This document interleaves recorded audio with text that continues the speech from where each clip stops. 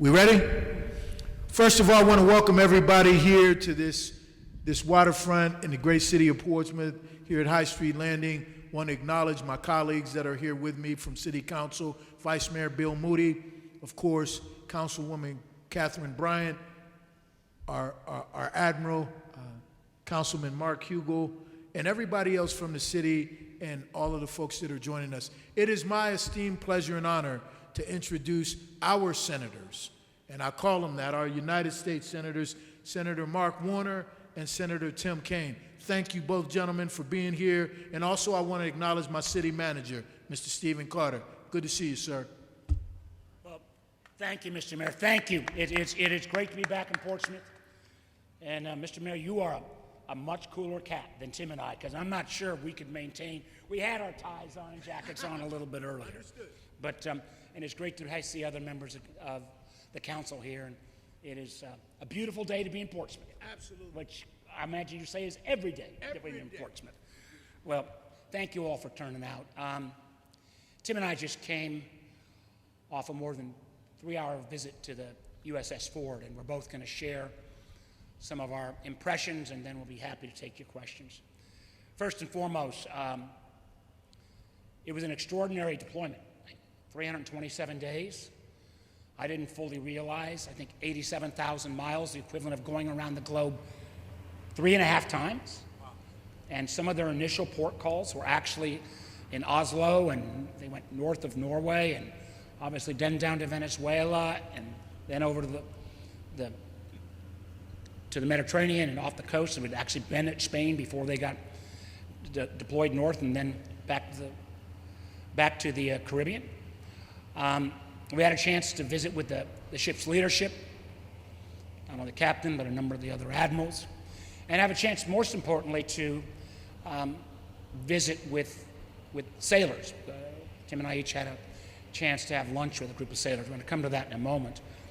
First, I just want to acknowledge the close to 2,700, not only Navy personnel, but shipyard workers that are doing incredible work to restore the carrier to service. And they've got an extraordinarily ambitious timeline. They hope to get it restored in 6 months.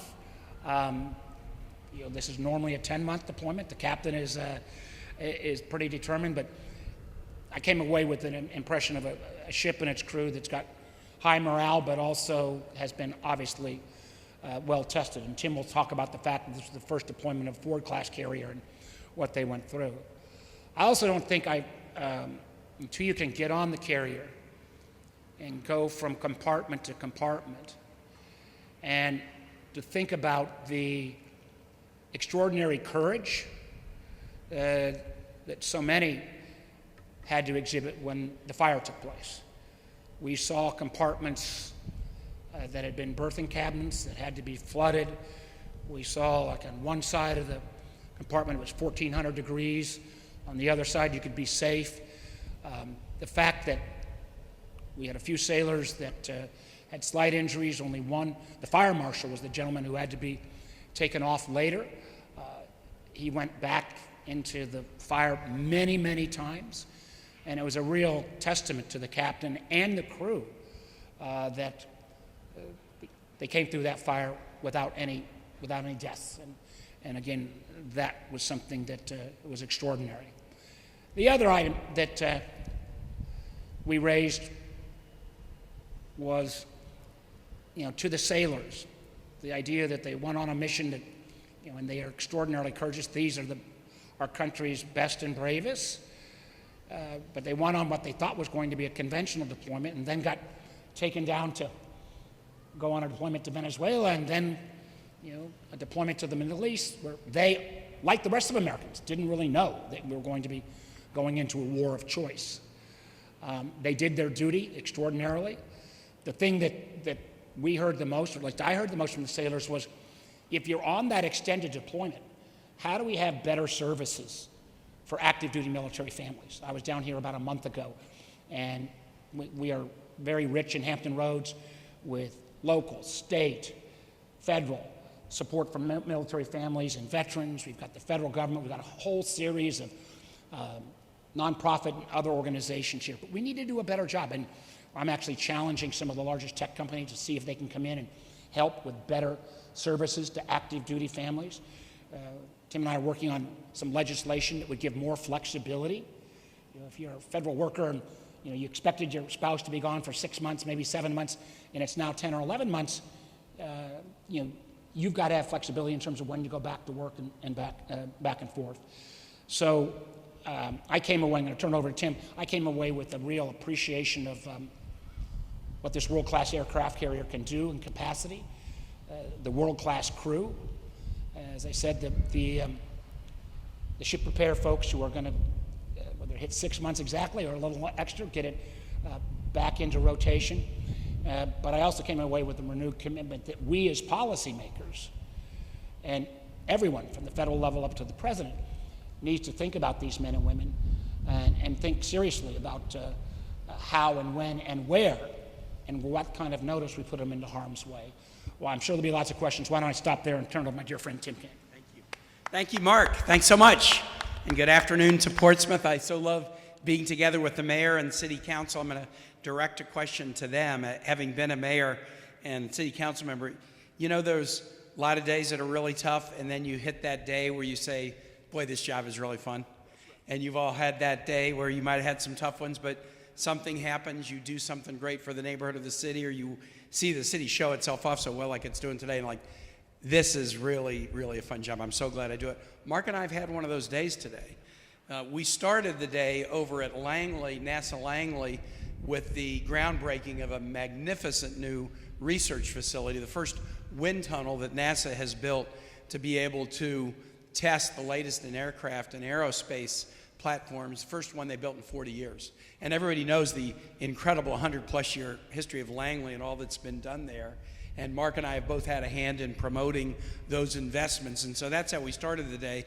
And then we've come here to Portsmouth, your city, to spend time talking to the greatest shipbuilders in the world, the greatest ship repairers in the world, the greatest sailors in the world, the greatest military families in the world. As Mark said, we came aboard one of the barges where sailors spend their time while a ship's undergoing a maintenance availability. They've got a barge where they can have a meal, use a bathroom, maybe catch a couple hours of sleep while they're over doing the repair work. And we had lunch with a number of the sailors, and we just said, look, tell us what it was like to be on a record-setting deployment. We congratulated them. You've made history. You didn't know when you started you were going to make history. You thought you were going to come home long before the holidays, and every additional extension put significant stress and challenge on you and on your family, but you did a remarkable job. And so we wanted to be there to thank them and to thank the shipbuilders who were right there with them, but also to ask, what do we need to know? Mark is the lead Democrat on the Intel Committee. I'm on the Armed Services Committee, where I'm the lead Democrat on Sea Power, so ships, subs, Navy, Marines. What do we need to know? What kind of pressures does an extended deployment like this do? How can we make it? We're not going to make military service easy, for God's sake, but we might be able to make it easier on military families, as Mark says, if we can think about the way to have more, land-based services for folks. It's one thing when you're being told that you're being extended. It's another thing when your family is being told you're being extended. You might have a lease coming up, and you are going to be back to help decide whether to re-up or move somewhere else and actually do the move. Now you're not there. So we heard a lot about that. But we're very, very proud of the service. And then I want to add one other thing that was pretty amazing. On armed services, we pay special attention to what we call first in class, and the Ford is first in class. It is a radical redesign of the previous Nimitz-class carriers.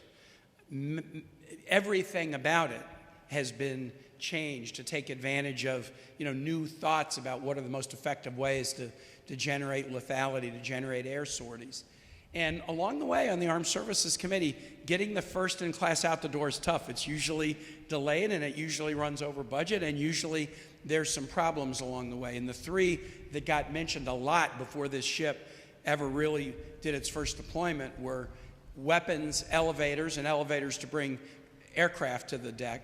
That was one. The launch system, which was a brand new launch system, doesn't rely on steam anymore. It's an electromagnetic launch system, and then the arresting system, the system that catches. This ship, as Mark said, 327 days, steamed 80,000 miles, broke all the records for a post-Vietnam War deployment, 11,000 flights. Now, the guy on the flight deck said, we caught 11,000 aircrafts. I said, that number's impressive. I just want to know, did you catch the same number that you launched? That's what matters to me. And they said, yes, we caught the same number we launched. Right, that's the important thing. But this really is the apex. And so some of the things that were of concern before a deployment, when you put it out on the water in 2 different war zones for 327 days, that's called a real test. And the Ford passed by flying colors. There were challenges. Mark mentioned a very dangerous, and it potentially could have been even fatal, fire that the crew extremely, in an innovative and really urgent way, kept that under control so that there was only one serious injury, and it was the fire marshal who put his own life on the line to try to protect everybody else. And he had smoke inhalation issues and is doing fine now. And then second, there were other issues, even the kind of unglamorous one, like, or did the toilets work well enough? Well, we got into all of it. And what we believe is this design is solid. There were some learnings in this intense environment about things as they're doing the repairs. They can make it even more solid for the next deployment. But I think as we're going to build out right here in Hampton Roads, across the water at HI, we're going to build more Ford-class carriers. It's the only place in the world that builds them. What we have now done is tested this new, dramatically improved design, and it's passed the test, and that's so positive. And the last thing I'll just say with Mark, when you ask sailors, I'm on the Armed Services Committee, tell me what I need to know, ask me a question, give me a marching order. It's sometimes hard to get them to just jump up and tell you the 10 things that you should do, but they did say what Mark pointed out, land-based services for our families when we're deployed. Right now, a lot of those services rely on volunteers. Military spouses become part of the family support group, and they do amazing work.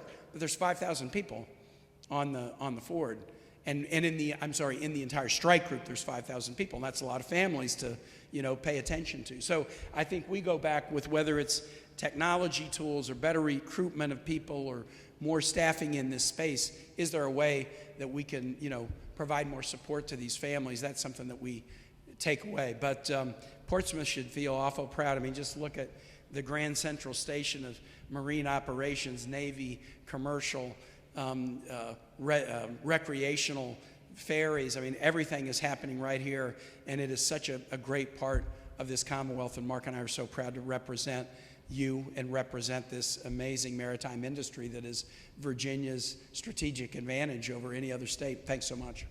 All right. Questions?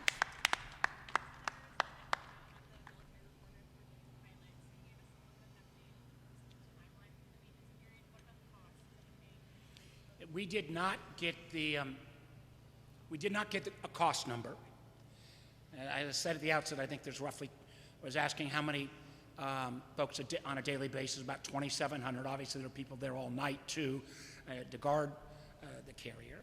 I do think they have, maybe directed by the Pentagon, a very aggressive schedule at 6 months, which, the captain is a get-it-done kind of guy, but if he can get that done in 6 months, we need to put him in charge of all acquisitions. Yeah. You want to add anything on that? No, I think on cost, I think they're really focused on February. The ship is deployable again, and that is quick. So February is what they're shooting for. I didn't ask specifically about the cost side, but these guys aren't bashful. If they didn't have the resources, they would tell us they didn't have the resources, and we didn't hear that. So.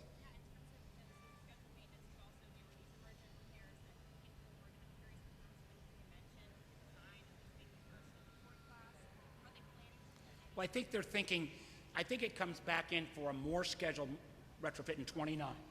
Yeah. So in 29. Yeah, but future.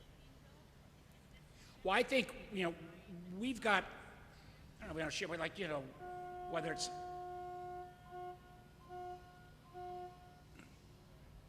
I think there are lessons, and we're going to talk, maybe a different fire suppression system in some of the new designs. You know, I think the team there has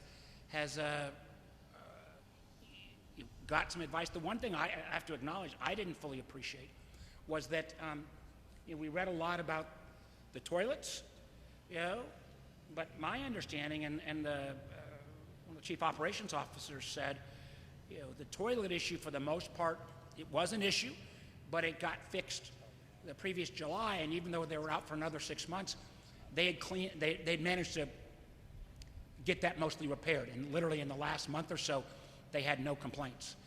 That I was unaware of, and we met the gentleman, Mr. Moza, who, I think was the, why don't you call it? He was like the toilet repair guy. Yeah, he said, I do things other than sewage. I mean, this guy Moza was, on it and was really, really good about it. And I think on the toilet issue, the system, I think, works if the humans working the system, know how to work it. And so I think there's some improvements in just like training, but probably very little that needs to be changed. To your point, Emma, about future ships in the class, not a lot that needs to be changed in the design. I do think there's going to be a report, I think, issued soon on the fire that NCIS has done. There may well be a system change or two on that one. That would not be I don't think it's going to be a radical change, but a fix that probably wouldn't have stopped the fire, but it might have enabled it to be put out quicker. And just one last thing there. It's I think we are both remarking, first ship in class, but the Ford is actually 10 years old, and the deployment took its toll, and you could see other things both on the exterior and on the interior of the ship. Others.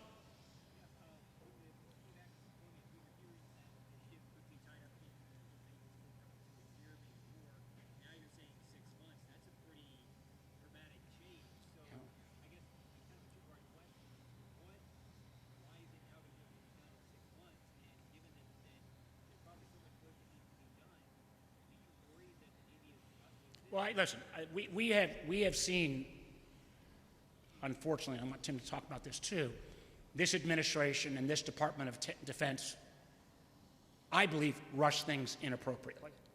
And we saw that with the whole, taking on the Qatari jet for Air Force One, and clearly that was a rush job.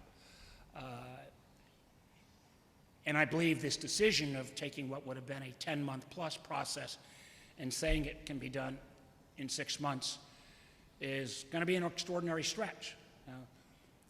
I was very impressed with the captain.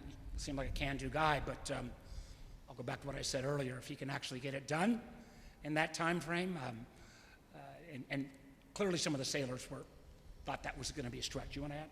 Well, Mark said to the captain, hey, I've done a lot of construction projects, and whatever my contractor tells me, I mean, I'm always giving it a little bit of a, fudge factor at the end, but they're very much driving toward February. And I remember the ship came back in May, so it's 9 months from returning to getting back out. The availability started more recently, but just watching the, combined effort of the sailors and the shipbuilders that are there. And that's a very integrated operation. A lot of those shipbuilders were out on the ship during the fire aftermath to try to do things. So the shipbuilder workforce at the shipyard was integrated in with these sailors on the Ford even before the ship came back, and I'm sure that's enabling them to move a little bit quicker than they otherwise might.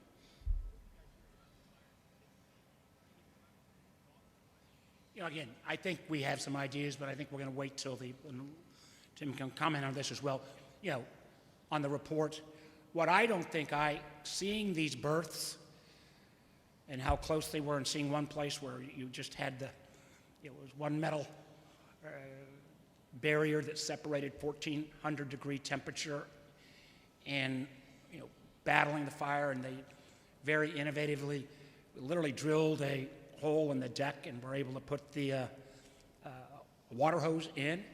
And I'm not sure if it's gotten enough reporting, but I think the courage of the crew and the fact that there was somebody saying,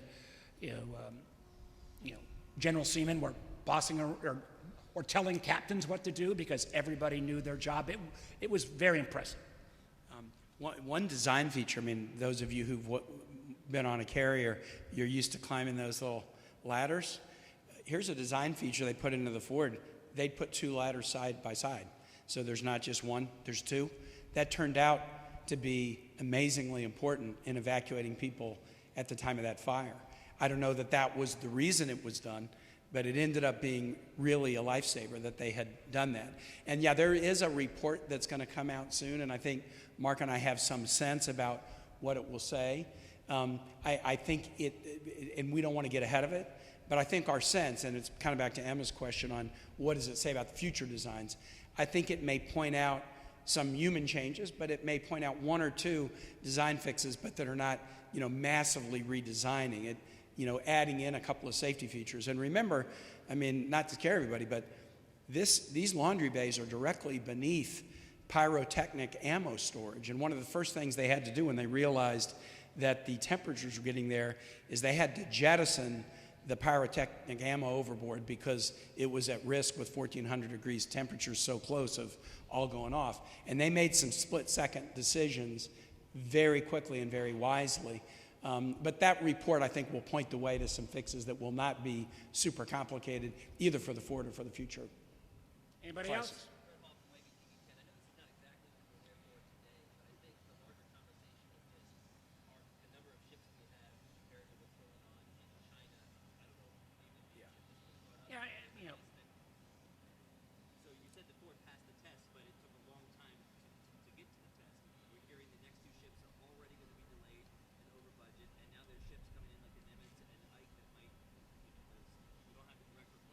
I think there is a huge difference in the quality, armaments, and firepower of our ships, say, versus the Chinese. I'm not sure the metric alone is number of ships. The ship, I believe, had 4x the thrust power of the Nimitz class, and their design of armaments capability, ability to protect the carrier. I think a big component of the Navy going forward will be the ships that we've got under contract, but I think there's going to be more and more unmanned vessels that could be part of a carrier strike group. The challenge we've got right now is whether you look at UAVs, where we were clearly, in drones, we were clearly not prepared to learn the lessons from Ukraine in the war with Iran, where we're still shooting off missiles that cost $2.5 million to shoot down a $50,000 Iranian drone when the Ukrainians have figured out how to do it for $5,000. We're going to see this in unmanned systems on sea at well. But I'm convinced the aircraft carrier will continue to be a major part of our Navy and our future. But we are going to have to look at legacy systems. When you've got the president requesting, in a war of choice, and requesting $1.5 trillion that would directly affect our ability to fund healthcare or build roads, you got to make some trade-offs, and sometimes that means some of the legacy systems. I start to ask questions about, think about all the armored personnel carriers we sent to Ukraine. None of them can get within 20 kilometers of the front line because the drone will blow them up. One thing I'll say about it, I do not mind criticizing the administration. I'm often critical of the administration, and that means I'm duty-bound to give them a compliment where they've earned it. And one area where I do think the administration has earned it is at the Pentagon level. Deputy Secretary Feinberg and some others are really trying to cast the net wider in terms of who we include in our shipbuilding ecosystem. Right here in Hampton Roads, we've got some great ship repairers who say, we have capacity. We could actually not just repair ships, we could build components that could go onto a Columbia-class sub or a Virginia-class sub or a carrier. And so if you're having a hard time because the HI shipyard is kind of built wall to wall and can't expand it, well, how about doing more of the work outside the gates and then installing it on a ship or a sub? And you've got great shipyards like Kalana here in Portsmouth and others in Hampton Roads. I think that could do more of it. So what we need to do, and I do think the Pentagon is doing some good work here, is make our shipbuilding infrastructure truly, spread our arms wide and include the longtime players, and not just the legacy players, but also some of these new innovators that are doing the unmanned systems and can do them quickly and can do them cheaply. We need them all in the past, the Pentagon has sometimes just wanted to always do the same thing with the same people. And I do think under Deputy Secretary Feinberg, we're really expanding, and that should help us increase capacity of production. I think, I think Tim's got another point. I've got to get to Williamsburg, and, I don't think they're going to clear out the tunnel yet. We will say that, come up here, when we'll unequivocally make the definitive statement. When Tim and I were governors, there was a lot less traffic. So now on a Friday afternoon, we got to get to. Some look skeptical. I know. Some weren't born. May I ask a real quick question about Bureau of Intelligence? There was the accusation that water systems, public water systems, will be tampered with by our enemies. Let me just say this.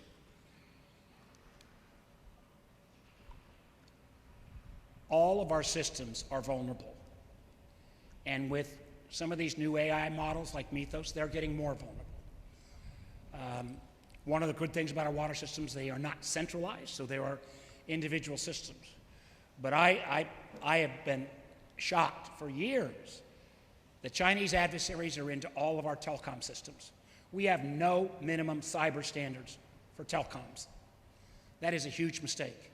And all that we have looked at in terms of critical infrastructure, all of that needs to be doubly or triply protected now, because these new AI tools can find more vulnerabilities. That's why when we think about the defense budget is not just ships and planes and tanks, but it is cyber protections, it is satellite communications, we have to maintain that advantage. A lot falls in, and a lot of this means technology competition with China, and why it just, not speaking for Tim, but it is crazy when you see this administration cut the R&D budget at our universities and elsewhere in all of these technology domains, which are falling into national security. Last word, you got it? Nope. I hope, last word for the mayor. Hey, look, thank you guys, both of y'all. Hey, look, thanks for coming to Portsmouth. Want to acknowledge my councilman, Vernon Tillage, who showed up. Thank you for being here. Most importantly, we support our men and women in the United States military, and we're so proud of all the work that they do. Thank you guys, both. Hey, have a great one, okay? We'll talk to you soon. All right, thanks everybody.